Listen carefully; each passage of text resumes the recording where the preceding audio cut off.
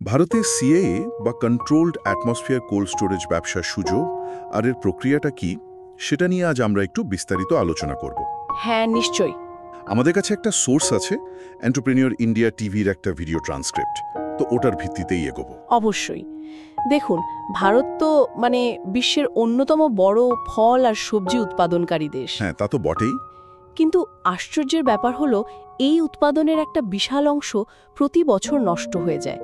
আসলে সঠিক সংরক্ষণের ব্যবস্থা নেই সেভাবে। কতটা অভাব আসলে, একটা আন্দাজ আছে? হ্যাঁ, একটা মোটামুটি হিসেব বলছে আমাদের দরকার প্রায় 6.1 crore metric ton cold storage capacity. 6.1 crore? হ্যাঁ, আর আছে কত? মেরে কেটে 2.9 কোটি মেট্রিক টন। ওহ, বিশাল ফারাক তো। এই বিরাট গ্যাপটাই কিন্তু একটা বিশাল ব্যবসায়িক সুযোগ তৈরি করেছে। আর এই যে খাবার নষ্ট হচ্ছে, এটা কিন্তু শুধু কৃষকের লোকসান না, দেশের অর্থনীতি তো প্রভাব ফেলে নিশ্চয়ই। একদম। এটা মুদ্রাস্ফীতিরও একটা বড় কারণ। বুঝলাম। তার মানে শুধু ফসল ফলালেই হচ্ছে না, সেটাকে ঠিকঠাক রাখাও খুব জরুরি। আর এখানেই আসছে এই সিএ কোল্ড স্টোরেজের আইডিয়াটা। ঠিক। আচ্ছা, এই যে সিএ বা কন্ট্রোলড অ্যাটমসফিয়ার কোল্ড স্টোরেজ, এটা সাধারণ কোল্ড স্টোরেজের চেয়ে ঠিক কিভাবে আলাদা? শুধু বেশি ঠান্ডা করা? না না, এখানেই আসল ব্যাপারটা। সাধারণ কোল্ড স্টোরেজে তো মূলত টেম্পারেচার কমানো হয়। হ্যাঁ, কিন্তু সিএ স্টোরেজে টেম্পারেচারের সাথে সাথে ভেতরের বাতাসের কম্পোজিশন, ধরুন অক্সিজেন কতটা থাকবে, কার্বন ডাইঅক্সাইড কতটা থাকবে, ও গ্যাসগুলোকেও কন্ট্রোল করা হয়। হ্যাঁ, খুব নির্দিষ্টভাবে নিয়ন্ত্রণ করা হয়। ধরুন অ্যাপেল বা কিউইর মতো ফল, এগুলোর যে স্বাভাবিক শ্বাস-প্রশ্বাস প্রক্রিয়া, পাকার যে প্রক্রিয়াটা, হ্যাঁ, সেটাকে প্রায় থামিয়ে দেওয়া হয়। এর ফলে কি হয়? ফলের সতেজতা, তার টেস্ট, গন্ধ, এমনকি নিউট্রিশন ভ্যালুও অনেক দিন অবিকৃত থাকে। বাহ! আলু, গাজর এসবেও চলে? হ্যাঁ হ্যাঁ, আলু, গাজর বা অন্য অনেক সবজির ক্ষেত্রেও এটা দারুণ কাজ করে। তার মানে ফল সবজিকে একরকম ঘুম পাড়িয়ে রাখা আর কি বলতে পারেন। সোর্সে যেমন বলছিল, ফলের ব্যাপারটা খুব সেনসিটিভ, আইসক্রিমের মতো। হ্যাঁ, আইসক্রিম। কিভাবে? ধরুন কোল্ড চেন যদি ঠিকঠাক না মানা হয়, বাইরে থেকে হয়তো দেখে মনে হচ্ছে ঠিক আছে, কিন্তু ভেতর ভেতর নষ্ট হচ্ছে। একদম স্বাদ, গুণমান কমতে থাকে। এই কোল্ড চেনটা খুব জরুরি, ফসল তোলা থেকে শুরু করে একদম ক্রেতার হাতে পৌঁছানো পর্যন্ত ঠান্ডা রাখা। পুরো সাপ্লাই চেন জুড়েই। হ্যাঁ, এই চেনের কোথাও একটু গড়বড় হলেই কোয়ালিটি খারাপ হতে শুরু করে। সিএ স্টোরেজে কোল্ড চেনের একটা ভাইটাল পার্ট। আচ্ছা, এবার একটু এই সিএ স্টোরেজে জিনিসপত্র রাখার পদ্ধতিটা বোঝা যাক। নিশ্চয়ই ধাপে ধাপে কাজটা হয়? হ্যাঁ, পুরো ব্যাপারটাই খুব সিস্টেম্যাটিক।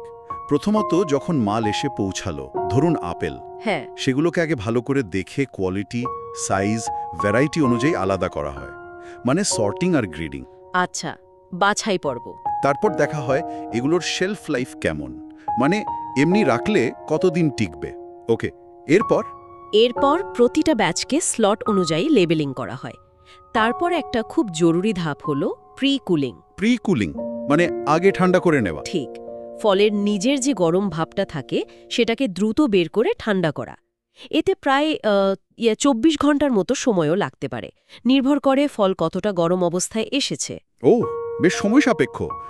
প্রি কুলিং এর পরে কি সিএ চেম্বারে ঢোকে? হ্যাঁ, ওটা হয়ে গেলে ফলগুলোকে সাবধানে নির্দিষ্ট তাপমাত্রায় সিএ চেম্বারে সাজিয়ে রাখা হয়। তারপর চেম্বারটা একদম এয়ার টাইট করে সিল করে দেওয়া হয়। পুরো বন্ধ? একেবারে। তারপর আসল কাজ শুরু, চেম্বারের ভেতরে অক্সিজেন কমানো, কার্বন ডাইঅক্সাইড বাড়ানো, একটা কন্ট্রোলড অ্যাটমসফিয়ার তৈরি করা। এই অবস্থায় কতদিন থাকে?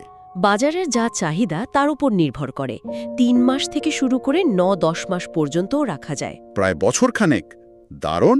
তারপর যখন বাজারে ডিমান্ড আসে, তখন খুব কন্ট্রোলড উপায়ে চেম্বার খোলা হয়, ফল বের করে দরকার মতো প্যাকেজিং হয়, আর তারপর রেফ্রিজারেটেড ভ্যানে করে সাপ্লাই দেওয়া হয়।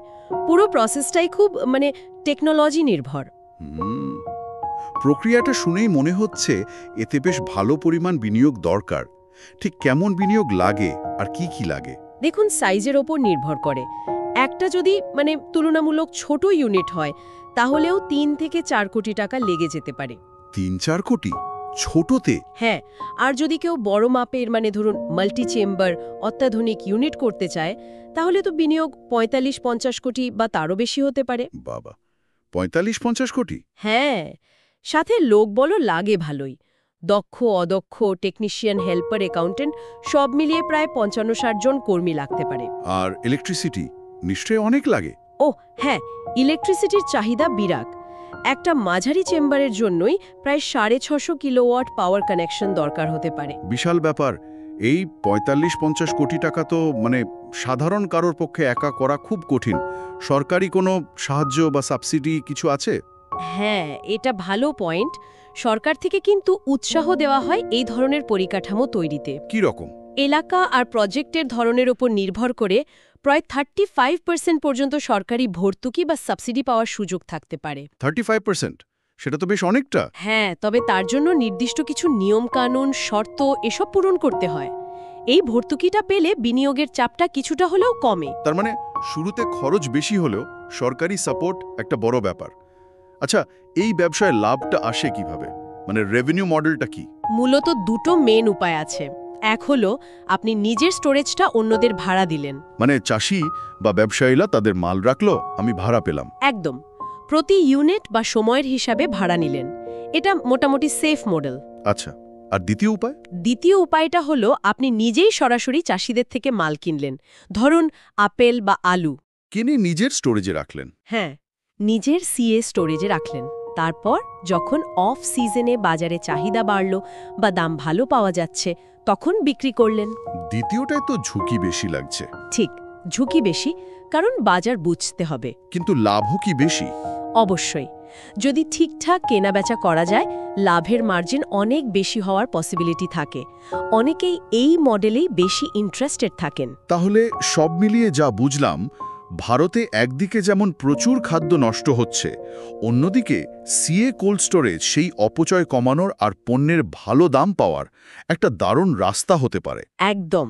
যদিও এটা খুব টেকনোলজি ডিপেন্ডেন্ট আর হাই ইনভেস্টমেন্টের ব্যবসা, কিন্তু ঠিকঠাক প্ল্যানিং আর ম্যানেজমেন্ট থাকলে এটা খুবই লাভজনক হতে পারে। নিঃসন্দেহে এটা শুধু ব্যবসার দিক থেকে ভালো তা নয়, দেশের ফুড সিকিউরিটি, কৃষকদের আয় বাড়ানো, এসবেও এর বিরাট ভূমিকা আছে। আলোচনাটা সত্যিই খুব কাজের হলো, অনেক কিছু জানা গেল। শেষে একটা প্রশ্ন মনে আসছে, যেটা হয়তো আমাদের সবাইকে একটু ভাবাবে। বলুন। এই যে সিএ কোল্ড স্টোরেজ, একদিকে তো এটা খাদ্য অপচয় কমাচ্ছে, পণ্যের মান বাড়াচ্ছে, দারুণ ব্যাপার। কিন্তু অন্যদিকে এর যে বিপুল বিনিয়োগ আর টেকনিক্যাল জটিলতার কথা আমরা শুনলাম, হ্যাঁ, সেটা কি ছোট বা একদম প্রান্তিক চাষিদের এর সুবিধে পাওয়া থেকে দূরে সরিয়ে দিচ্ছে না? মানে ভবিষ্যতে কিভাবে এই টেকনোলজি বা এই পরিকাঠামোকে আরও সহজলভ্য করা যায়, ধরুন বিকেন্দ্রীকরণ করে বা অন্য কোনো মডেলে, যাতে শুধু বড় কোম্পানি নয়, ছোট ছোট চাষিরাও এর সরাসরি সুবিধাটা নিতে পারে। এটা নিয়ে বোধহয় আমাদের আরও ভাবা দরকার।